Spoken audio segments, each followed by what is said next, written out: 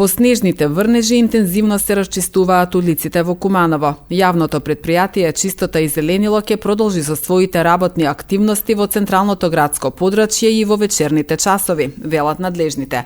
Екипите на јавното претпријатие Чистота и зеленило ги расчистуваат булеварите, улиците, тротоарите и јавните површини во централното градско подрачје. Чистота и зеленило што првиот момент започна да ги обавува сите работни активности во дел на расчистување на булеварите, улиците, тротоарите и сите критични точки из градот. Пред она што го имаме доделено од страна на општина Куманово, а ги имаме доделено булевар Октомврска револуција, Народна револуција, булевар Треќа македонска ударна бригада, улица 11 октомври, улица Гоце Делче, улица Доне Божинов, Ѓорче Петров, улица Моша Пијаде и Лова Ривар. И опет Чистота и зеленило интензивно 24 часа работи 2 до 3 пати, односно фрлање на сол на сите улици, како и прскање на тротоари спротив со средство за одмрзнување, како би можеле пешаците непречено да се откриваат.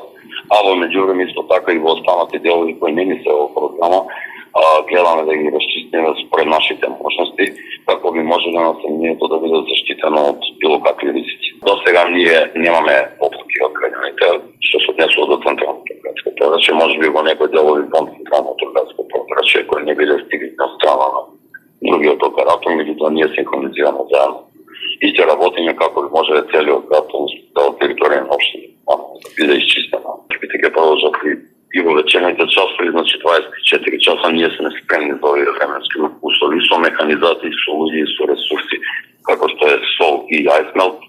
Ќе продолжиме интензивно да го работиме тоа во 3 смени.